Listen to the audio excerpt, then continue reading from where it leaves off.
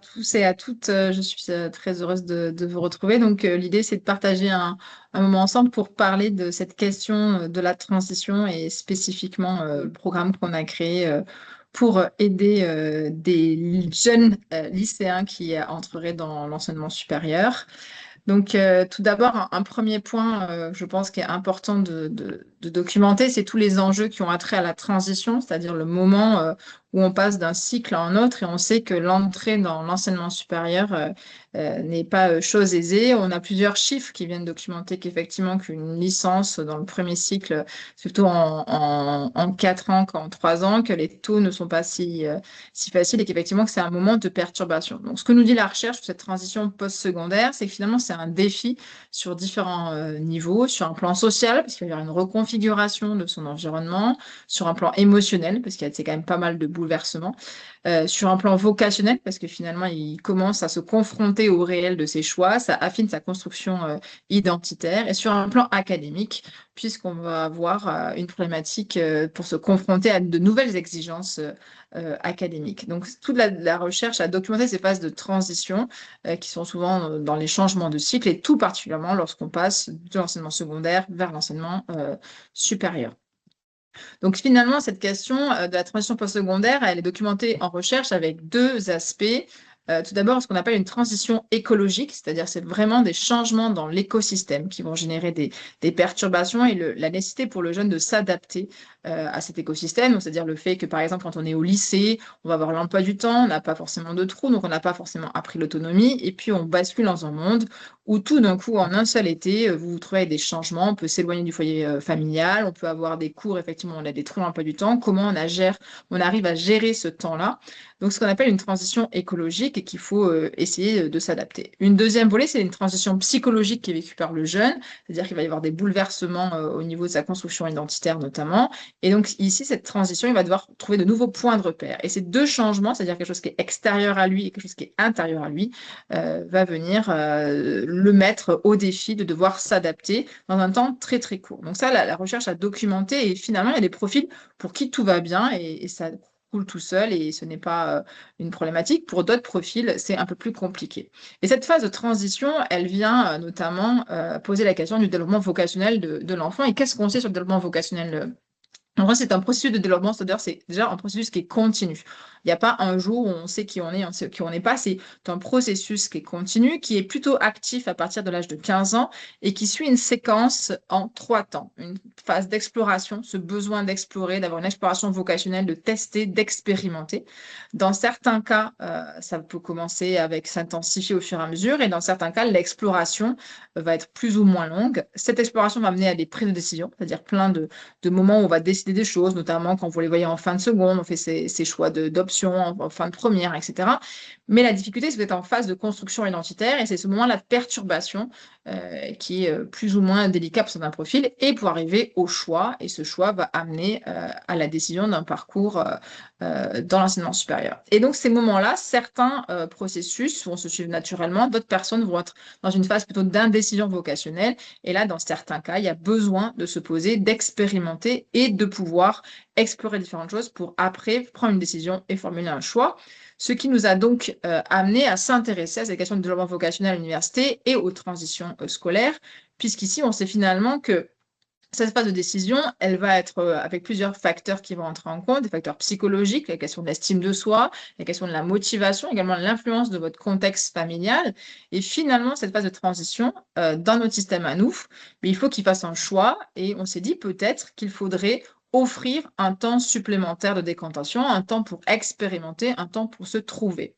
C'est ce qui nous a amené à finalement poser une question d'un point de vue de la recherche, c'est finalement comment on pourrait soutenir ce développement vocationnel et motivationnel du jeune et favoriser son adaptation. Dans certains cas, tout va très bien et ils trouvent ce qu'ils veulent et ça se passe bien, mais dans un autre cas, finalement, est-ce qu'il ne faudra pas créer un environnement, une formation qui permette d'adhérer à cette question de la transition intercycle de manière beaucoup plus, on va dire, douce que tout de suite faire un choix qui soit verrouillant. Donc finalement, quand on s'intéresse à quel est le rôle de l'université, pourquoi on s'est intéressé à cette question-là à l'Université Paris-Cité, c'est que finalement, dans nos missions en tant qu'université, il y a l'orientation, la promotion sociale et l'insertion professionnelle. C'est ce qui nous a amené à créer un programme pour pouvoir offrir un moment, à un profil qui aurait peut-être besoin de temps pour pouvoir se trouver. Donc finalement, l'objectif, c'est d'avoir créé un programme qui dit, voilà, il faudrait avoir une année où le jeune prend le temps d'expérimenter, de vivre des expériences. Ce qui nous a amené à créer le programme Paréo autour de 5 principes directeurs que je vais détailler pour que vous puissiez voir un peu en quoi ça consiste.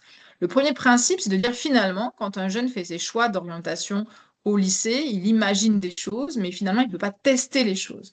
Donc, dans le programme, l'objectif, c'est qu'on a créé des parcours qui lui permettent de tester des matières. Alors, c'est des matières qu'il connaît pour pouvoir voir si ce niveau, il est adapté au niveau, mais également des matières qu'il pourrait découvrir. Notamment, on a 4 parcours dans le programme, c'est-à-dire que vous allez avoir un moyen de tester les matières comme à l'université, qui lui permet de se positionner pour savoir s'il n'aime pas, s'il a le niveau. Donc, un parcours sciences qui va vraiment être avec sur les matières chimie, physique, mathématiques, biologie, informatique et culture scientifique et société. Là, ce qui va se passer, c'est que vraiment, il peut se confronter à la question du niveau et vérifier s'il aime les sciences. Est-ce qu'il veut revenir aux sciences parce qu'il peut avoir fait un autre choix pendant ses spécialités au lycée? Un parcours société. Donc là, l'objectif, c'est vraiment de tester plusieurs matières pour arriver à distinguer les choses et se confronter au réel. Tout ce qui va être droit, économie, psychologie, sociologie, mathématiques appliquées, sciences politiques. Et là, l'objectif, c'est vraiment de l'aider à affiner son choix, notamment pour prendre le temps de voir s'il aime vraiment les matières, si l'idée qui se faisait du droit est une idée qui est réelle ou pas. Le parcours déclic, c'est plutôt quelque chose qui fait en relation au tertiaire. Donc là, c'est économie générale, économie des entreprises, comptabilité, ressources humaines, informatique. L'objectif, c'est vraiment de l'aider à différencier des choses en expérimentant. Et puis un parcours un peu plus spécifique, qui est le parcours IFSI, donc tout ce qui est sciences infirmières. Donc, cette année d'exploration elle permet de texter des nouvelles matières, mais aussi des situations professionnelles. C'est pour ça que dans le programme, le deuxième principe directeur, c'est d'avoir des périodes de stage, d'avoir des périodes d'immersion qui lui permettent de découvrir l'environnement professionnel, un peu plus approfondi que le stage de troisième, pour pouvoir affiner la possibilité de faire plusieurs stages, notamment à la période de novembre où il peut faire des stages, à la période de mois de mars où la carte blanche avril-juin. C'était l'idée de dire, offrons-lui une année de transition qui lui permet d'expérimenter à la fois quelque chose d'académique, est-ce que j'aime les matières, est-ce que je me sens en capacité de le faire, et des expérimentations du monde professionnel, et surtout dans la manière qu'on a de poser les stages. L'idée, c'est de ne pas le verrouiller dans une idée. Souvent, quand vous faites une formation, imaginons on prend un BTS comptabilité, pour le valider, vous devez faire un stage en comptabilité. Or là, l'objectif, c'est véritablement lui dire, si tu veux faire une semaine dans un environnement, une semaine dans un autre environnement et une autre dans un autre environnement, il n'y a pas de problème. Donc l'objectif, c'est une année dans le cadre d'un programme de formation où je teste des matières, où je teste des situations professionnelles, autant que j'en ai besoin pour arriver à affiner mon choix et arriver à construire un projet. Deuxième principe aussi, c'est la connaissance de soi. Parfois, dans certains cas, on a besoin de temps pour apprendre à mieux se connaître, pour savoir s'introspecter. Donc ici, l'objectif, c'est vraiment de travailler avec une démarche éducative d'orientation, donc plutôt apprendre à s'orienter. Donc il y a des cours d'orientation tout au long du processus, avec des activités. On va travailler sur du photolangage, on va travailler sur différents types d'outils qui permettent de prendre du recul, qui permettent d'apprendre à se connaître, ce que je veux, ce que je veux pas, aussi le verbaliser, parce que parfois, vous savez que un enfant, peut-être un jeune, ne souhaite pas la même chose que ce que ses parents envisagent pour lui. Donc, c'est l'aider à faire, à identifier les souhaits qu'il aurait et comment il pourrait également concrétiser. Donc, c'est travailler à favoriser cette introspection, cette autoréflexité-là. Donc, tout au long, il y a un fil rouge d'activité. Je reviendrai en détail sur le programme, mais c'est véritablement le moment de l'amener à s'introspecter. Également, différents types d'activités pour stimuler sa créativité, sa capacité à se questionner, à découvrir, à explorer des rallyes culturels. C'est vraiment nourrir cette exploration vocationnelle-là et surtout essayer de la déconnecter de simplement une question académique, même si après, on la rajoute via les parcours et via les matières. Donc ça, c'est notre deuxième principe, c'est apprendre à se connaître pour mieux s'orienter, pour pouvoir arriver à affiner ses propres choix. Le troisième principe directeur du programme, ça va être de travailler sur les stratégies d'apprentissage. Donc, même si on se fixe un objectif, il y a quand même un moment où il faut se dire quels moyens je mets en œuvre, donc le principe de réalité, pour pouvoir apprendre et comment j'arrive à m'autoréguler. Donc, il y a tout un travail méthodologique sur apprendre à apprendre. Je pense, et on le voit dans le programme, quand un jeune lycéen a été habitué à ce que tout soit régi pour lui, sa capacité à être autonome, à être structuré, doit être, entre guillemets, entraîné, doit être aguerri pour pouvoir aller vers cette autonomie dont il aura besoin dans le cadre de ses études supérieures, que ce soit un but, un BTS, une prépa ou l'université. Autre point important, c'est apprendre à planifier, à gérer son temps. Un des éléments qu'on voit sur la phase de transition, c'est la question de comment je gère mon temps. J'ai eu un temps qu'on a géré pour moi, maintenant je deviens adulte, il y a des trous dans mon emploi du temps, comment je vais à la bibliothèque. Donc tout ce travail-là de méthodologie qui permet de faire le lien entre j'ai un projet, mais comment je fais en sorte que mon projet devienne une réalité. Ça, c'est notre troisième principe directeur dans le programme qui va s'innerver dans les matières. Quatrième principe, c'est la question de la motivation. C'est développer une motivation qui lui sera ce qu'on appelle les motivations autonomes, c'est-à-dire je fais quelque chose parce que ça me fait plaisir, parce que j'y vois de l'intérêt, c'est également parce que j'ai identifié un objectif. Donc ici, c'est cette autonomie dans la capacité à se fixer des objectifs. Donc je fixe mes propres objectifs, j'en comprends ce que ça veut dire en termes d'engagement et je ne fais pas des choses simplement pour les faire, pour avoir une récompense, mais véritablement parce que j'y vois un objectif que j'ai identifié et que j'ai construit, d'où le lien entre construire un plan d'orientation et développer des motivations autonomes. Grâce à ça, à ce travail-là, on va mener un travail d'autoréflexivité. Notamment, vous allez avoir un travail sur un carnet de bord, carnet d'orientation qu'il va devoir documenter au fil de l'eau, une soutenance d'orientation pour arriver à l'aider à mûrir ses choix, arriver à comment dirais-je, formuler comment il a fait un cheminement vocationnel et pour peu à peu arriver à ses propres choix. Si je prends un exemple, c'est un jeune qui peut rentrer avec aucune idée, donc l'aider à tester plein de choses et peu à peu affiner. Mais ça peut être aussi un profil qui a une fixette sur un projet et qu'on l'aide à comprendre le pourquoi et peu à peu, et il va confirmer ou infirmer son choix. Donc, c'est vraiment l'aider à mûrir et avoir ce temps de réflexion-là, c'est-à-dire ce moment de respiration où on n'est plus dans un objectif, j'ai mon bac, mais vraiment un temps qui permet de dire je construis mon projet et j'essaie de le réaliser. Le dernier principe directeur qui innerve notre programme, c'est le fait d'ouvrir le champ des possibles. Quand on travaille à la question de l'orientation, si on veut aider un jeune à ouvrir un champ des possibles pour lui faire rencontrer des personnes, c'est notre altérité à l'autre qui nous amène vers des horizons auxquels on n'aurait pas pensé. Donc, on organise un cycle de conférences tous les ans qui vient en filigrane dans nos enseignements pour pouvoir parler de trajectoire, parler de choix, faire venir des anciens étudiants par eux qui ont parlé de leur propre moment de doute aussi pour enlever la culpabilité de prendre ce temps pour se trouver, de douter et d'écouter des parcours de vie, des parcours de professionnels qui ont dit, ben voilà, ça n'a pas été facile de trouver ma voie, j'ai fait des rencontres, comment ça s'est passé, pour amener à favoriser cette curiosité, cette découverte, cette prise d'initiative. Également un parcours culturel pour ouvrir le champ des possibles, pour amener à d'autres considérations, peut-être voir les choses différemment, se documenter aussi, retrouver le plaisir d'apprendre pour apprendre et pas simplement pour une récompense, qui est un des leviers en termes de motivation, qui va être beaucoup plus dans le temps qualitatif que simplement apprendre pour une note ou un diplôme. Donc finalement, ça nous a amené à créer ce programme. Donc c'est le programme DU Paréo en 2015, qui a maintenant bientôt 10 ans et que je documenterai les chiffres. L'idée, c'est de dire, c'est finalement un jeune bachelier qui n'a pas un projet mûri ou documenté, n'avait pas d'espace pour prendre ce temps pour se trouver, pour décanter ses choix. Et on voulait lui offrir une formation qui lui permet de dire, voilà, je prends ce temps-là pour trouver. D'autres situations, un jeune qui serait étudiant déjà, mais qui se rend compte que l'année qu'il a vécue ne lui convient pas et qui souhaite se réorienter.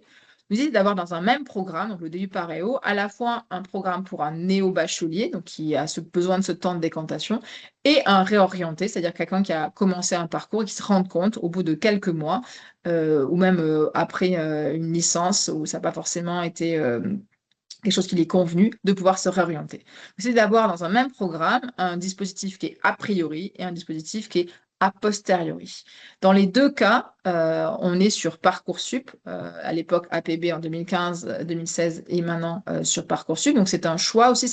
Le choix qu'on avait fait, c'est d'avoir une année qui ne soit pas en dehors du système, mais vraiment dans le système universitaire, qui est accessible sur Parcoursup, qui est au tarif d'une licence et qui est éligible au droit de bourse Crous. Donc, c'était vraiment d'offrir un cadre académique qui permet ce moment de transition de manière encadrée. Donc, au niveau de la conception du programme, donc l'année démarre en septembre avec ce qu'on appelle le tronc commun. Dans ce tronc commun-là, l'objectif, c'est quoi? C'est vraiment travailler l'orientation, démarche éducative d'orientation. Donc, on a les ateliers plusieurs fois par semaine pour vraiment travailler à apprendre à se connaître, à affiner ses choix, le comprendre le pourquoi. On envisage un projet, qu'est-ce qui nous a amené à faire ces choix-là. Un travail aussi méthodologique, apprendre à apprendre, avoir des outils sur comment je prends des notes, comment j'organise mon agenda, comment j'arrive à structurer mes apprentissages.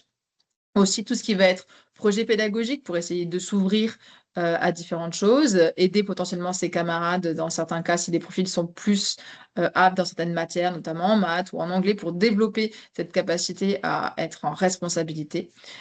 Également, tout un volet dans la démarche orientation qui va être d'immersion, c'est-à-dire rencontrer des trajectoires différentes, comprendre que la vie n'est pas forcément linéaire et que douter n'est en aucun cas une difficulté et qu'on peut tout à fait avoir besoin de ce moment de transition-là. Et finalement, le fait d'être tous ensemble, on a à peu près un programme de 250, 300 étudiants, mine de rien, ça leur dit, mais finalement, ce n'est pas grave de ne pas savoir ce que je veux faire. Et ils le font ensemble pour essayer de trouver une manière ensemble de grandir. Donc après cette phase de tronc commun, l'idée c'est qu'on a appris à se connaître, on sait comment on fonctionne. Il y a une première période de stage qui est entre fin octobre, début novembre, pour pouvoir expérimenter des environnements professionnels, pour pouvoir se confronter à la réalité des environnements dans lesquels on se projetterait. Et à ce moment-là, ils vont pouvoir tester différents environnements. Ça dure à peu près 15 jours avec la possibilité de faire plusieurs stages pendant ces 15 jours. Et c'est eux qui choisissent les environnements de stage qu'ils souhaitent faire. On ne verrouille pas le choix d'orientation. L'objectif, c'est véritablement de dire si tu souhaites tester plusieurs choses, teste-le parce que souvent, euh, on n'offre pas ce moment-là de choix. À ce moment, à la fin du tronc commun, ils ont un exposé oral à faire pour choisir leur parcours. C'est-à-dire, après ce tronc commun-là, on a travaillé le projet, on a commencé à expérimenter, on a commencé à faire des micro-décisions. Et là, il va falloir faire une décision, c'est dans quel parcours de spécialité du programme ils vont pouvoir partir. Donc, comme je dis, on a 4 spécialités possibles à l'intérieur du programme. Quelque chose qui est plutôt scientifique, quelque chose qui est plutôt dans le domaine des sciences de la société et quelque chose tertiaire et vraiment paramédical. Donc, dans ces cas de ces 4 parcours-là, il y a un volume horaire assez important avec un cadre académique véritablement proche d'un cadre universitaire, avec un volume horaire, des CM, donc des cours magistraux, des travaux dirigés, des épreuves avec contrôle continu intégral. Donc, ça veut dire que tout au long du processus académique, il y a des épreuves parce que l'objectif, c'est de se confronter aux réalités académiques et puis voir si on aime ou pas la matière. Et mine de rien, ça permet de réajuster le choix. Ben, je me projeter dans le droit, je me rends compte que c'est pas forcément que ce qui me convient. Donc cette idée d'avoir un test des matières qui est aussi une question d'orientation et une question académique, c'est pour ça que c'est un 2 en 1 pour pouvoir se confronter à la question du niveau et à la question de est-ce que j'aime ou j'aime pas. Donc ça, ce parcours-là de spécialité va aller du mois de novembre jusqu'au mois de février-mars. Euh, Pourquoi? Pour vraiment arriver à avoir des cours académiques au long cours, avoir des épreuves comme des partiels. Donc, notamment au mois de février, on simule une situation de partiel pour avoir plusieurs matières, pour pouvoir dire, voilà, est-ce que la personne est en capacité de gérer la situation de stress? Est-ce qu'elle s'est composée sur 3 heures pour l'amener à être proche du métier d'étudiant? Pendant ces parcours de spécialisation, il va y avoir la capacité à tester les matières, à pouvoir travailler en équipe, à avoir des épreuves à la fois écrites et orales, donc soit de manière rédigée, soit de manière à passer des oraux pour pouvoir également s'entraîner. On travaille beaucoup la prise de parole. Il faut savoir que c'est un levier important et notamment, on y va progressivement. D'abord, une prise de parole qui va être dans un cadre classe, puis après, ils vont aller jusqu'à une prise de parole dans un amphithéâtre devant plusieurs étudiants, notamment à peu près 200 étudiants, pour arriver à gérer son stress, arriver à savoir structurer sa pensée, arriver à pouvoir énoncer un projet, en pouvoir argumenter ses choix. Donc, après ce parcours de spécialité-là, on finit vers le mois de mars avec un moment, donc fin février typiquement, sur les soutenances d'orientation. Donc, c'est quoi l'objectif de la soutenance d'orientation? C'est une épreuve notée du programme d'orientation qui est dans le programme Paréo. C'est exposer son choix d'orientation, exposer aussi son choix Parcoursup, puisque après l'année Paréo, il repart dans Parcoursup. Et là, ils vont devoir faire des choix, mais de manière beaucoup plus mûrie, beaucoup plus documentée. Et là, durant la soutenance d'orientation, ils vont devoir expliquer leur choix, expliquer leur cheminement, comment ils ont pu changer d'avis, vers quoi ils vont aller, qu'est-ce que les stages ont amené à modifier dans leur idée, de leur projet d'orientation. C'est pour ça que je parlais d'autoréflexivité, c'est que c'est un moment important où on vient cristalliser le choix, on les a amenés à formuler leurs décisions pour pouvoir aller vers Parcoursup. au mois de mars, donc c'est la clôture des vœux, on les aura accompagnés tout au long du programme sur les ateliers Parcoursup, sur la capacité à dire, OK, comment je fais mon choix peut-être différemment de ce que j'ai fait au lycée, ou pour les réorienter, ben, comment finalement j'envisage ma réorientation de manière posée et pas simplement en réaction à un échec. Et après cette orientation et Parcoursup, ils peuvent repartir en stage pour pouvoir retester des choses avant la clôture de Parcoursup qui est début avril, ce qui va permettre d'affiner encore le projet, de tester des choses. On va avoir un jury paréo à ce moment-là avec des notes qui seront rendues et qui vont devoir remettre dans Parcoursup pour pouvoir documenter leur cursus académique. Et à partir de là, avril, mai, juin, ce qu'on appelle la carte blanche. Donc l'idée conceptuelle qu'il y avait derrière, c'est de dire finalement, dans d'autres systèmes éducatifs, vous avez un système de gap year, c'est-à-dire que la personne peut prendre une année pour faire de l'humanitaire, aller apprendre l'anglais, etc., etc. Et c'est d'offrir 3 mois où le jeune peut aller faire des plus longs stages, peut partir à l'étranger, peut faire des séjours linguistiques, mais dans un cadre qui est académique. On est obligé de délibérer au mois de mars pour pouvoir leur permettre de remplir leurs notes et leurs appréciations dans Parcoursup, mais leur offrir la possibilité de faire une carte blanche. Donc, au niveau de la carte blanche, l'objectif, c'est vraiment de lui permettre de vivre des expériences qui viennent nourrir son choix d'orientation. Ça peut être également aussi un moyen de trouver une alternance, donc en faisant des stages pour trouver une poursuite d'études en alternance. Ça, c'est aussi un cas de figure qu'on a fréquemment. Donc voilà, l'objectif, c'est vraiment d'offrir une année qui va venir nourrir cette réflexion, permettre d'explorer, d'expérimenter. Et comme je dis, de le faire dans un cadre académique, c'est-à-dire que vous êtes dans une formation qui est à l'université, il y a un statut étudiant, on est sur Parcoursup et vous êtes au tarif d'une licence de premier cycle à l'université. Vous avez vu, c'est tout un processus. On a construit ce cheminement vocationnel pour permettre à la fois une exploration vocationnelle, la capacité à faire des micro-choix au fur et à mesure, de tester, de dire ça je veux pas, et comment j'affine au fur et à mesure, pour après repartir sur un choix éclairé pour l'année suivante. L'objectif, il va pour pouvoir poursuivre dans différents types de cursus, si je reviendrai dessus. Donc, ça fait 10 ans qu'on a créé ce programme à Paris-Cité. Vous avez à peu près en consolidé 70% d'étudiants qui sont néo-bacheliers, donc c'est-à-dire qui ont eu leur bac en juin dernier avant de nous rejoindre en septembre. À peu près tous les ans, 26% d'étudiants qui sont en réorientation et 4% d'étudiants qui sont non scolarisés et qui font une reprise d'études. Donc, cette diversité aussi de profils va permettre une discussion entre des réorientés et des néo-bacheliers, d'avoir des partages d'expériences. Deuxième élément en termes de caractéristiques, en termes de chiffres, on va avoir une majorité de bacs généraux qui ont besoin de ce temps-là. C'est constant depuis la création du programme. Et on va avoir une majorité de bacs généraux. Pourquoi? Parce que finalement, ce sont souvent des profils qui n'ont pas forcément fait de choix en amont et qui, dans certains cas, se trouvent dans une décision où ils ont une feuille blanche en termes d'orientation et qu'ils ont besoin de ce temps-là. À peu près 32% de bac technologique et 14% de bac professionnel. Donc, sachez qu'il n'y avait pas de biais dans le recrutement, parce qu'on a à peu près les mêmes statistiques sur les candidats. Donc, c'est vraiment un programme qui va avoir majoritairement des bacs généraux qui ont besoin de temps pour consolider le projet, pour pouvoir affiner les choses, et d'autres bacs qui viennent être dans le programme pour différents types de raisons. Autre élément, en termes de profil, on a majoritairement des bacs qui sont effectivement dans une situation académique qui est pas assez solide pour pouvoir adhérer aux principes et l'exigence de l'enseignement supérieur. Mais on a également des profils 26% qui ont des mentions assez bien, mentions bien, voire mentions très bien. Donc, dans certains cas, notamment les problématiques d'étudiants qui seraient en prépa et qui n'auraient pas forcément pu arriver à trouver ce qu'ils souhaitent dans le cadre d'une prépa, ont des problématiques d'orientation et de vocation et sont souvent dans le programme en proportion à peu près de 6 pour les mentions, 6% pour les mentions bien et 2% pour les mentions très bien. Pareil, comme on a un programme éligible aux bourses, l'objectif, c'est vraiment d'aider tous les jeunes, quel que soit leur contexte socio-économique. On a 64% de non-boursiers, 36% de boursiers sur les 10 ans du programme. Donc, ça montre Voilà, c'était un choix qu'on avait fait de pouvoir avoir différents types de profils. Autre élément, la question du rayonnement. Donc, on a un programme qui est accessible à la région de France, mais également à la province. On a quand même majoritairement un programme qui est choisi par des franciliens.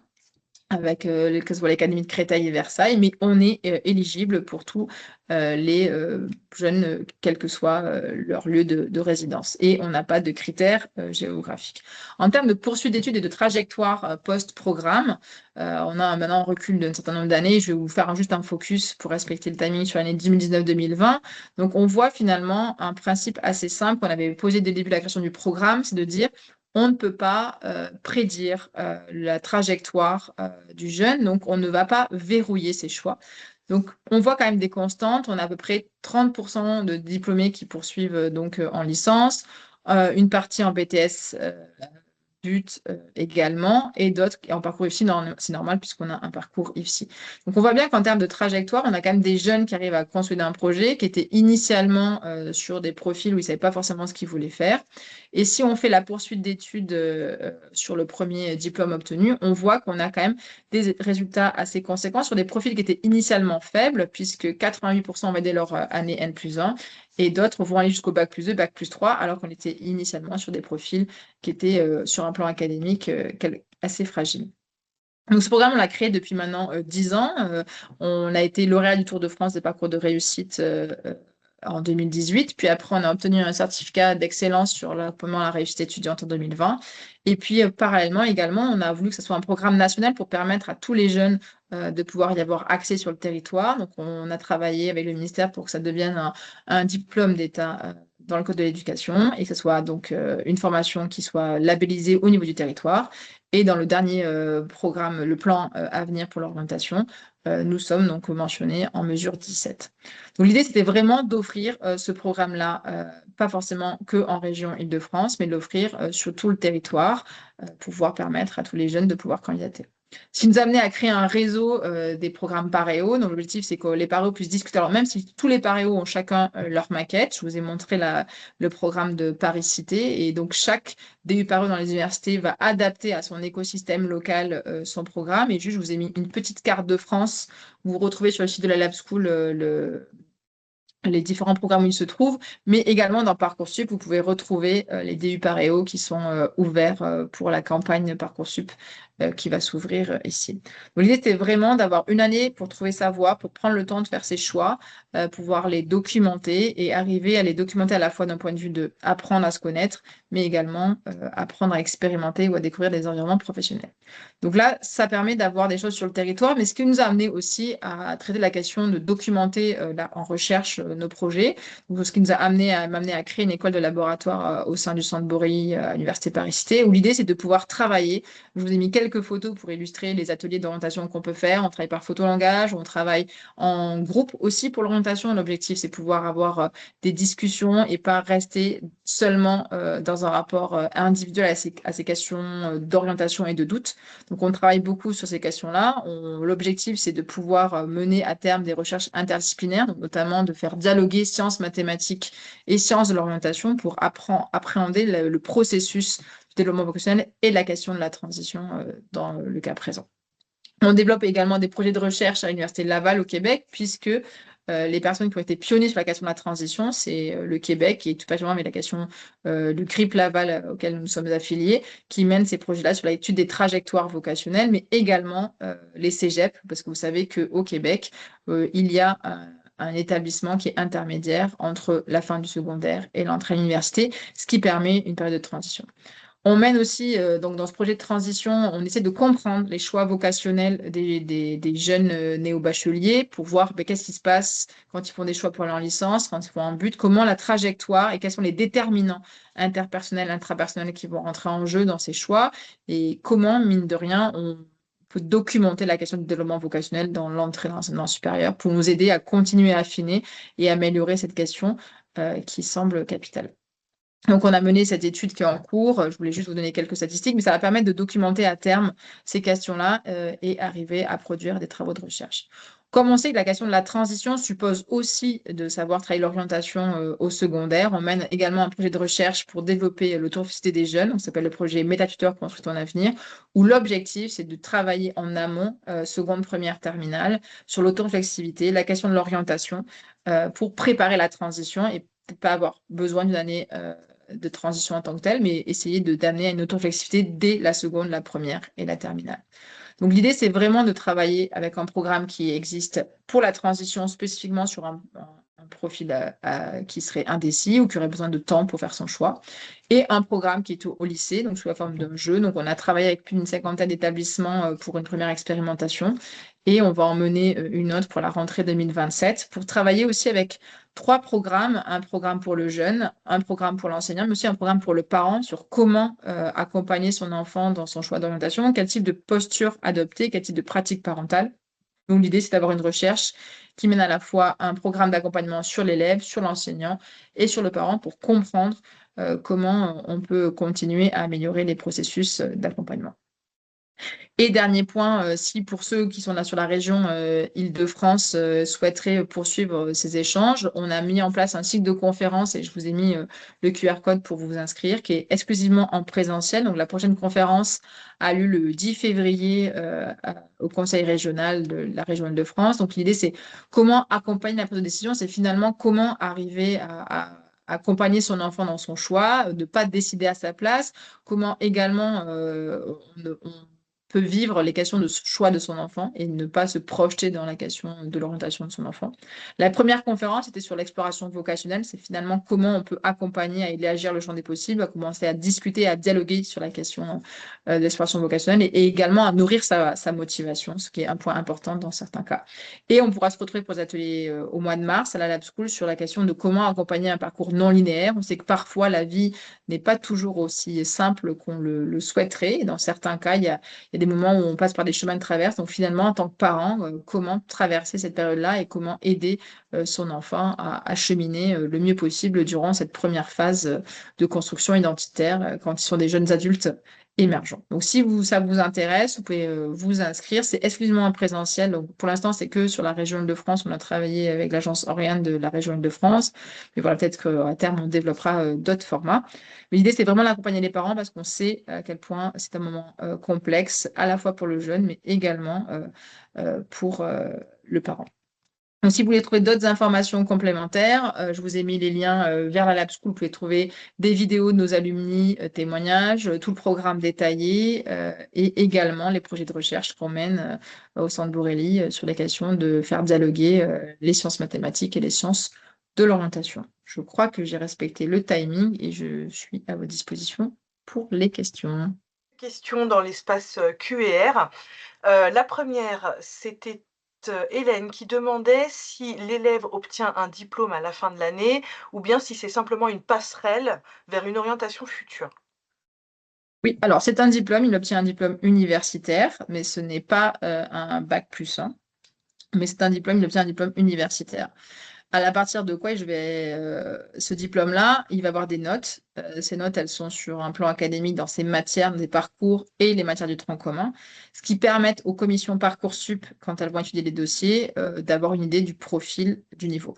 Un point important aussi, c'est que faire un programme de DU Paréo sans forcément s'engager et avoir un DU à 10 ne va pas améliorer le dossier. Tout l'intérêt du programme va être de pouvoir montrer une capacité à avoir évolué. Donc, si je prends par exemple un profil qui arrive chez nous avec un bac mention passable, tout l'enjeu pour lui, c'est de faire l'année paréo en s'engageant et en montrant une progression. Notamment, s'il envisage un cursus scientifique, il faut qu'il montre une progression dans un domaine scientifique, ce qui va permettre aux commissions de recrutement Parcoursup d'avoir une idée sur la question de son évolution académique. Ensuite, une autre question a été posée. Cette fois-ci, c'est sur l'accompagnement pour les situations d'enfants en besoin d'inclusion. Y a-t-il un accompagnement particulier pour les handicapés type TND-TSA? C'est par exemple un jeune qui a obtenu son bac avec un PPS et une AESH. Est-ce qu'il y a un accueil ou un accompagnement qui est prévu pour ce dispositif? Alors, nous, on va être soumis aux règles de l'université. Donc, ce qui va se passer, c'est que vous savez très bien que ce qui se passe dans le secondaire ne se transmet pas immédiatement, automatiquement dans l'enseignement supérieur. Donc, nous, ça va être une démarche auprès du relais handicap. Dès le début de la procédure Parcoursup, il faut le mentionner dans votre recrutement, dans votre démarche pour que le pôle handicap prenne contact avec nous. À l'issue de quoi, il va y avoir tout un processus qui va être en place. Il faut qu'il rencontre le médecin du service étudiant pour qu'il y ait un avis qui soit émis. Mais ensuite, ça va suivre son cours et c'est pas nos procédures à nous, c'est les procédures de l'université. Et nous, on met en place ce que le médecin et le pôle handicap ont prescrit dans le cadre de l'évaluation du dossier du jeune, tout simplement. Donc, c'est Super. vraiment le cadre classique que vous avez à l'université. Après, effectivement, on voit souvent les mesures qui sont prises à l'université. Ça va être potentiellement l'aide de l'ordinateur, ça peut être un tiers-temps, là, dans la grande majorité partie des cas. Voilà. Donc, ça, c'est pas nous qui le décidons, c'est au niveau du pôle handicap après étude du dossier. Donc, ça veut dire que si vous avez une personne un jeune qui a eu un accompagnement au secondaire, il faut recommencer les démarches au niveau, mais quelle que soit la formation, c'est-à-dire que ça soit le DU Paréo ou une licence ou un but. Peu importe, ça suit le même processus pour toutes les formations dans l'enseignement supérieur. Très bien. Ensuite, nous avons Jean-Rémy qui pose, 2 questions. La première, avez-vous des partenariats pour faciliter la recherche de stage pour les étudiants? Et la seconde, puisque vous avez déjà répondu, mais ce sera peut-être bien de le rappeler, les conférences que vous proposez se feront où, géographiquement parlant? Alors, les conférences sur les parents ou pour les jeunes dans le programme? Alors il n'a pas précisé, donc je vous Ok, suggère de moi je vais répondre aux répondre 2. aux deux, comme ça je vais répondre aux deux, vous aurez les deux réponses. Très bien. Alors, premier point sur les stages, tout à fait. Alors, sur les stages, il y a deux points que je veux mettre en évidence. L'objectif du programme, c'est de développer l'autonomie du jeune. Donc, l'objectif, c'est de l'amener à trouver son stage et pas faire à sa place. Après, on sait que c'est difficile. Donc, on met en place des situations de stage dating. On pourra avoir des offres qu'on apporte, on va avoir des ateliers stages, on va travailler sur l'atelier du CV.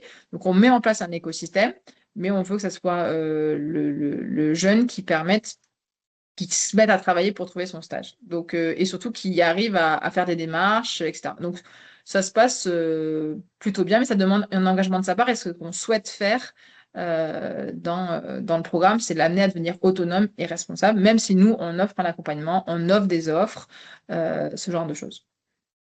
OK.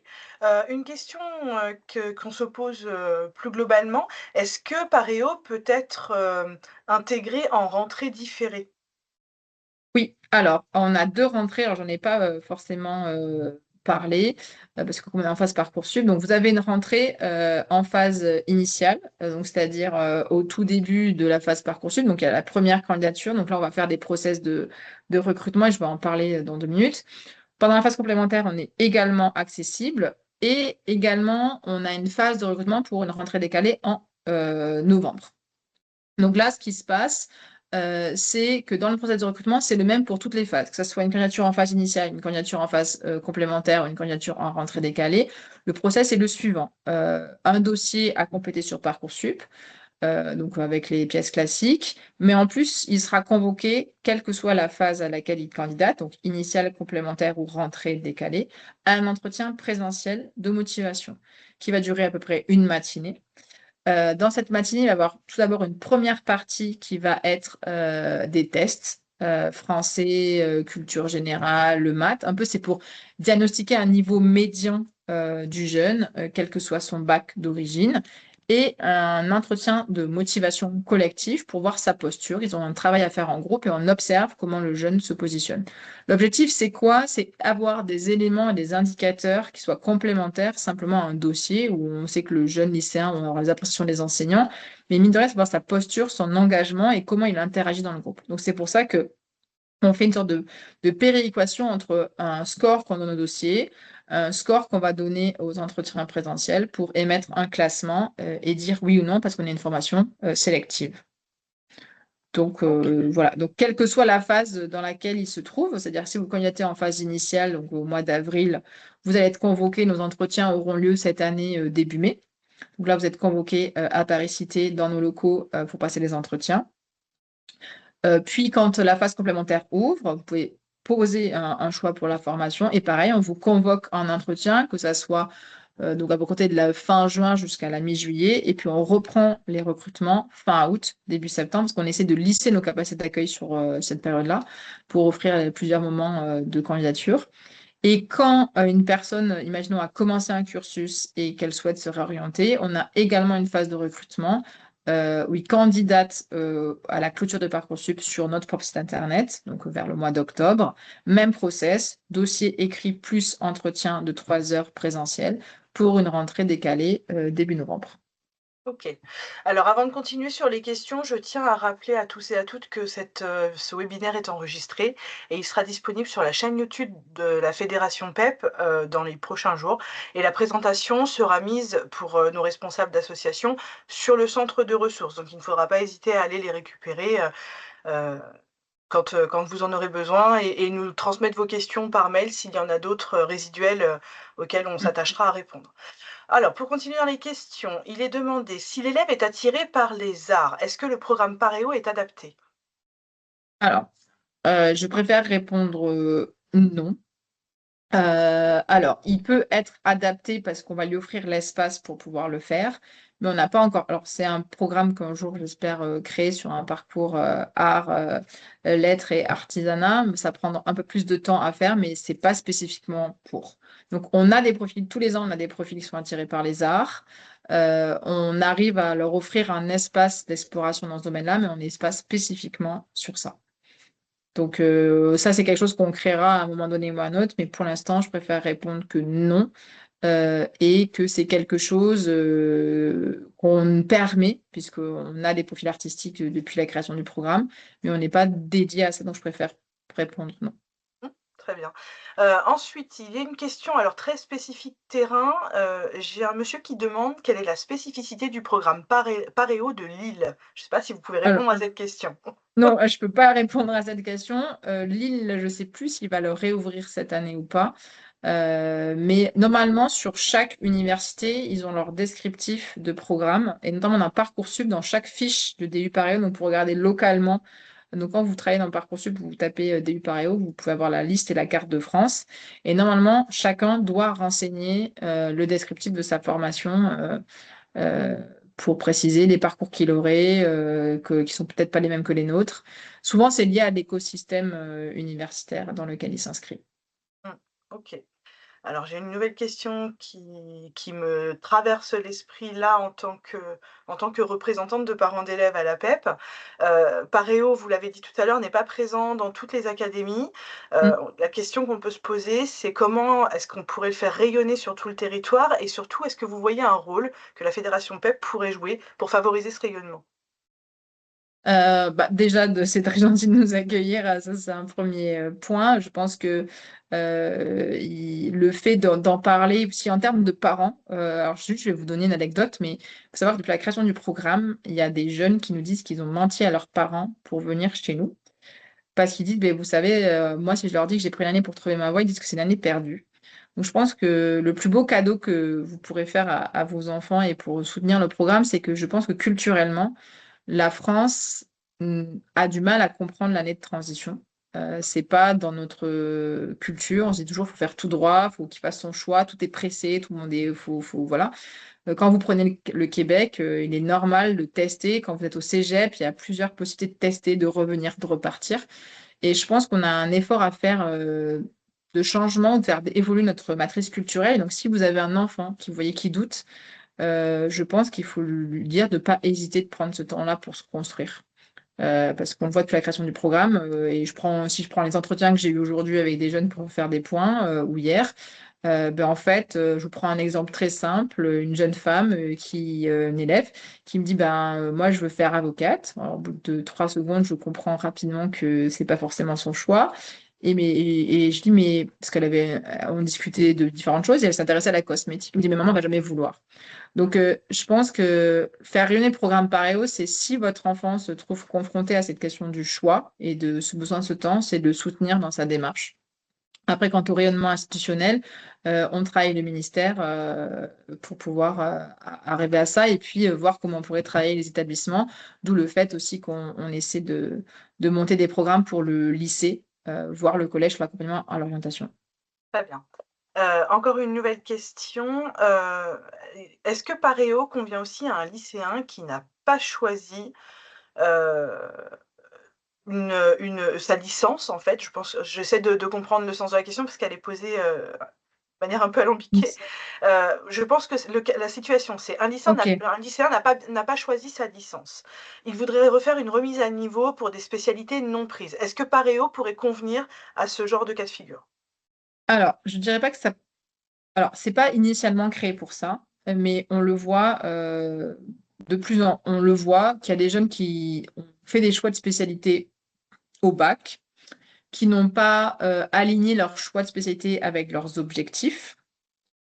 Et qui, malheureusement, comme notre système est assez rigide, repartir sur un cursus différent, si on n'a pas les spécialités initiales, c'est assez compliqué. Donc oui, on les accueille, mais ça va supposer un fort travail personnel. Donc je prends le parcours sciences, parce que je pense que c'est un cas qui se répète assez fréquemment. Un jeune qui n'aurait pas pris les spécialités scientifiques au bac, on accepte qu'il aille en sciences, dans notre parcours sciences, mais ça va supposer un énorme travail pour lui. On n'est pas conçu comme une remise à niveau, mais on offre la possibilité qu'il puisse suivre un parcours, même s'il n'a pas les spécialités en total alignement avec ce qu'il souhaite faire dans le programme. OK. Mais on n'est pas une remise à niveau comme par exemple une remise à niveau pure 100% scientifique, c'est pas forcément conçu comme ça, mais certains profils viennent chez nous dans cette optique-là, charge à eux d'être conscients du travail qu'il va y avoir à accomplir pour pouvoir aller chercher le niveau dont il a besoin. Mais on ne refuse pas le jeune dans les parcours, quel que soit le bac, le type de bac obtenu. Pour laisser au moins une possibilité, parce qu'on sait à quel point c'est compliqué quand le choix a été fait initialement et ça verrouille pas mal de choses pour la suite. Étant précisé, j'en profite juste pour préciser que quand il repasse après par Parcoursup après le programme, on ne peut pas changer ce qui s'est passé au bac. Donc l'intérêt, c'est de montrer une progression pour pouvoir densifier et enrichir son dossier. Très bien. Alors je suis prise d'un petit doute parce qu'on vient, un monsieur me fait une remarque. Il me dit que sauf erreur de sa part, la réponse sur la localisation des conférences étudiants et parents n'a pas été Oui, faite. tout à fait. Je vais rétablir. Donc, la conférence pour les parents aura lieu donc, le 10 février, 100% présentiel, à la région Île-de-France, à Saint-Ouen, au conseil régional. Et c'est sur inscription, je vous ai mis une QR code et le lien vers la page. Et les ateliers, pareil, les ateliers du mois de mars seront à la Lab School Paréo, donc 45 rue des Saints-Pères, dans le quartier Saint-Germain-des-Prés, ou à l'Université Paris-Saclay, sur le plateau de Saclay. Et de toute façon, on retrouvera du coup le lien d'inscription avec toutes les dates sur le Voilà. document que vous nous mettez à disposition. Donc, bon, Exactement. il faudra pas hésiter à aller sur le centre de ressources pour retrouver ce document. J'ai une question, alors là, on vous demande un conseil pour un élève, alors encore une fois, attiré par la biologie, mais qui ne sait absolument pas vers quel métier se diriger. Est-ce que vous conseilleriez plutôt de tenter une année de licence, ou de se tourner directement vers le parcours Paréo alors que ça ne propose qu'un DU? Je sais pas si j'ai posé la question dans le bon ordre. Donc on a un lycéen, il a quoi comme situation au lycée? Je vous lis la question telle qu'elle a été Ah posée. d'accord. Pour un élève attiré par la biologie, mais qui ne sait absolument pas vers quel métier se diriger, que conseillez-vous? Est-ce que tenter une année de licence n'est pas plus raisonnable dans le sens où il pourra avancer dans ses études, alors que Paréo ne propose qu'un DU? Voilà la Alors, question. dans ce, dans ce cas-là, s'il s'intéresse au domaine de la biologie, donc déjà il a un domaine, donc il n'est pas indécis. Comme il y a 10 vœux possibles. Dans ce cas-là, vous pouvez très bien mettre des licences du domaine scientifique, également mettre des buts génie biologique, également des BTS, et de toute manière, pareil, on est ouvert en phase initiale ou en phase complémentaire. Donc, vous pouvez très bien arriver à structurer les vœux d'une manière que, comme il a un domaine déjà d'intérêt, ça, c'est pas non plus toutes les licences qui vont s'intéresser à la biologie, ou toutes les BTS, ou tous les buts. Où il y a quand même une possibilité, puisque les buts et les BTS sont avec des sous-vœux, donc vous pouvez très bien structurer les vœux, voir en fonction de son niveau académique quel vœu il obtient, et mettre un DU paréo plutôt en phase complémentaire, potentiellement, s'il n'a pas eu ce qu'il voulait, ou alors vous préférez le mettre dès le début avec un vœu, parce que ça prend un vœu sur la phase initiale. Mmh. OK. Ensuite, j'ai Jean-Louis qui demande, mais il me semble que vous avez répondu à cette Oui, question dans la présentation. Paréo peut-il amener des jeunes à travailler sur des méthodes d'apprentissage? oui, tout à fait. C'est un des principes, outre la question de l'orientation, c'est pour ça qu'on parle de travailler sur les stratégies, prendre des notes, structurer. Oui, il y a tout un volet sur ça. Le tronc commun, c'est donner des outils, savoir prendre des notes en cours, savoir écouter une conférence, savoir structurer son temps, travailler, mémoriser.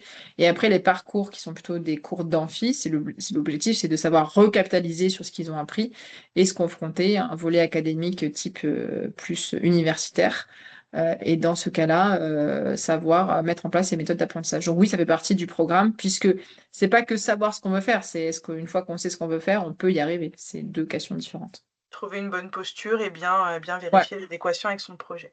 Bien Ouais, écoutez, et c'est surtout c'est pour ça que excuse-moi, c'est pour ça que je parlais d'apprendre le métier d'étudiant. Je pense que la vraie difficulté, c'est quand on passe d'un écosystème lycée à un écosystème enseignement supérieur, et notamment les méthodes d'apprentissage font partie de cette question-là pour l'entrée à l'université ou l'entrée dans l'enseignement supérieur. tiens, une question, intéressante, de Françoise qui vient de tomber à l'instant. Elle nous demande: «Mon fils est intéressé par l'écriture de livres. Est-ce une bonne façon de réfléchir à ce domaine?» Est-ce que Paréo serait Alors, adapté à un temps de réflexion sur ce thème-là? Alors, oui, possible. Il y a aucun problème sur ça. Donc, si par exemple, il s'intéresse à l'édition ou à l'écriture, il peut très bien structurer ses vœux. Donc, déjà, c'est une très bonne nouvelle. Déjà, il faut le rassurer, il faut dire que c'est super parce qu'il a un objectif. Et moi, j'estime que quand on a un objectif, à partir de ça, on peut créer beaucoup de choses. Donc, s'il a un objectif, il faut l'aider à lui poser des questions. C'est pour ça que je parlais d'exploration vocationnelle. Peut-être qu'il commence à faire des enquêtes métiers. Est-ce que c'est le métier d'éditeur? Est-ce que c'est le métier d'écrire? Est-ce que c'est le métier de journaliste? Quand il dit aimer écrire, qu'est-ce que ça veut dire pour lui? Donc, il peut travailler, affiner pendant les semaines qui arrivent à ces questions-là. Et à partir de ces questions-là, commencer à mettre plusieurs types de formations qui peuvent couvrir ce domaine-là. Donc, ça peut être des choses sur est-ce qu'il veut vraiment apprendre la littérature? Est-ce qu'il y a tout ce qui est le but information, communication, métier du livre?